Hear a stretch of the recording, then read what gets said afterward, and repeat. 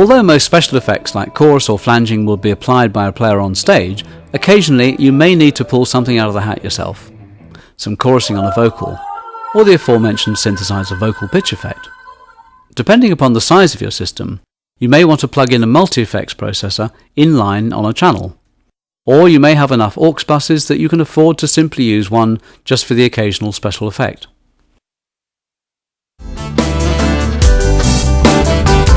Is it worth spending money buying dedicated effects units as opposed to using the effects that might already be built into your mixer? That's a difficult one. And in fact the answer is made even more difficult when you consider digital mixers. If you're running a small rig with a powered mixer like the EMX68S, that will deliver all the reverb and delays and special effects that you're realistically going to need. Plus it has an effects bypass jack so that you can use a foot switch to mute the effect when you don't need it. This is all excellent if you're mixing yourself.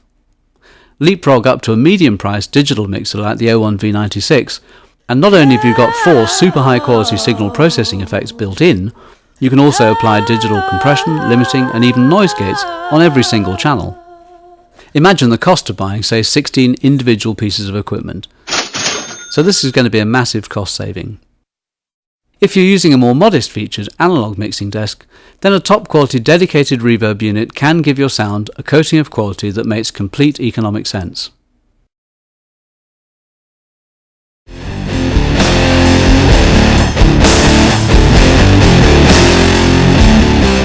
When people think about sound reinforcement systems, this is what mainly comes to mind. Loudspeakers, and lots of them. Loudspeakers are actually just the final link in a chain of command that begins with instruments and voices being converted into electrical signals by microphones and instrument amps.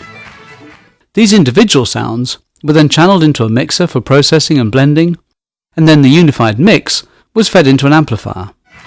What turns all this back into stuff you can hear, i.e. back into acoustic energy, are loudspeakers. What do you really need to know about loudspeakers? Without wishing to minimise the incredible science of loudspeaker design, basically 3 things. What's in them, what's driving them, where you put them. In other words, this scene is just going to explore what makes loudspeakers tick, and what you really need to know and what you can do to get the best out of them.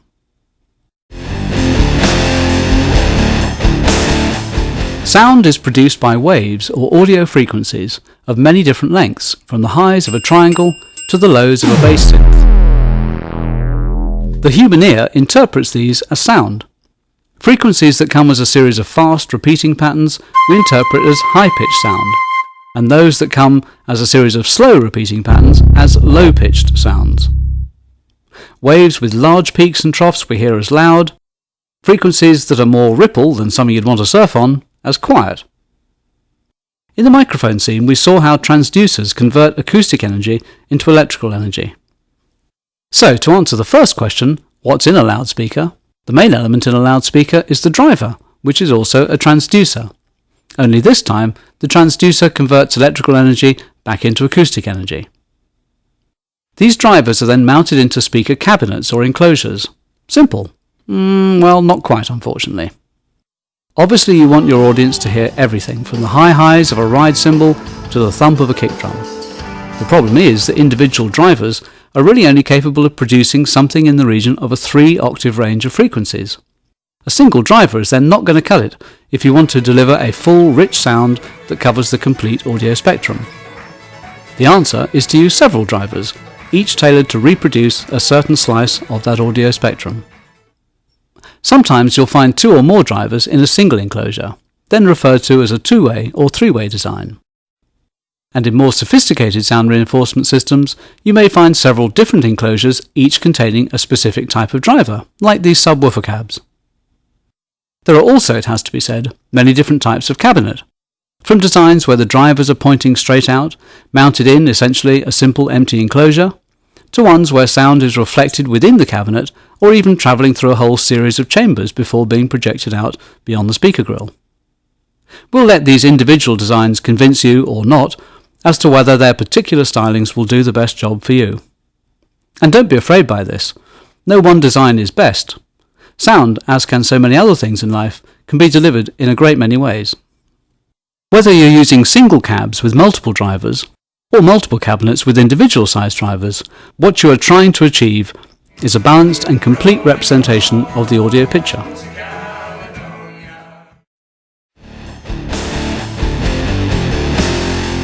Sound travels in waves or cycles, and in order to reproduce low frequencies, you need to move a lot of air. Putting a deep bass synth through the system, you can actually see air being moved, whereas there's very little coming out of the drivers that handle high frequencies. And indeed, a high frequency sound like a triangle or hi-hat hardly comes through the woofer at all. Drivers designed to handle low lows are normally referred to as subwoofers. What else is there? Drivers designed to handle general low-end frequencies are just called woofers. A mid-range driver delivers mid-range frequencies, and so named tweeters take care of the high highs. Looking at tweeters in a bit more detail, a smaller driver can deliver high frequencies more efficiently than a larger one. But since these smaller drivers can't produce sound levels equal to the acoustic output of low-frequency drivers, a horn is generally mated to the high-frequency driver to concentrate and control the acoustic energy it produces. Different driver sizes are best for reproducing different audio frequencies. And rather than send out a blanket of frequencies to all of the speakers, a type of filter called a crossover sends specific frequency bands of the signal to the most appropriate driver. Depending upon the system, or the crossover, you may have more or less control over which range of frequencies cross over to the next speaker in your system.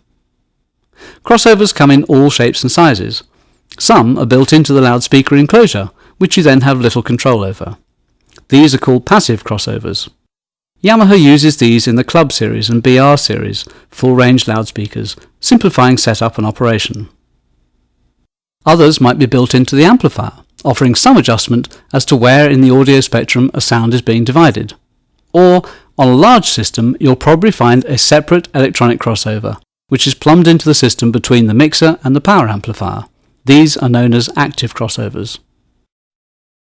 Just imagine the same simple speaker system, the 18, the 8, and the tweeter, as opposed to having one amplifier driving those. We have three amplifiers that see a crossover before that. So there's one amplifier that powers just the 18, the other amplifier powers just the 8-inch speaker, and another powers just the tweeter.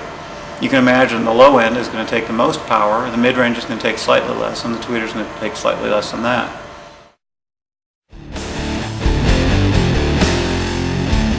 The second of our initial questions about loudspeakers is what's driving them, and the answer to that is an amplifier. Unless you're using a set of powered speakers, i.e. speakers with a built-in amplifier, it's crucial that your amplifier and speakers are compatible in terms of the amplifier's power output and the speaker's power handling. Yes, it's our old friends watts and ohms again, and the whole question of impedance. But first, how do you measure power? Yamaha provides 3 power ratings for loudspeakers: noise, program, and peak. The reason for these ratings is to allow you, the user, to properly put the actual wattage rating into perspective.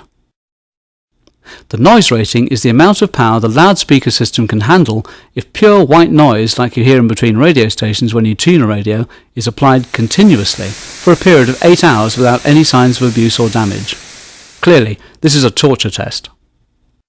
The next power rating is program, which is a more real-world measurement, more representative of real music and speech. Use this rating to determine the acceptable power output of the amplifier you'll need to use with this loudspeaker. Lastly, there is peak power, which is the highest power the loudspeaker can handle momentarily. Operation at these high ratings continuously will certainly damage the loudspeaker system, but it can occasionally accept this power level. What does all this mean in practice? It means that in order to get the best out of the sound reinforcement system, you need to use the appropriate loudspeakers for the amount of power being sent out by the amplifiers. And it means you need to use the appropriately powered complete system for the type of work that you're going to be doing. Okay, so what's appropriate?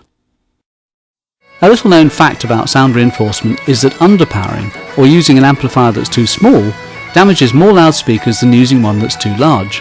So use great care when matching your speakers and amplifiers.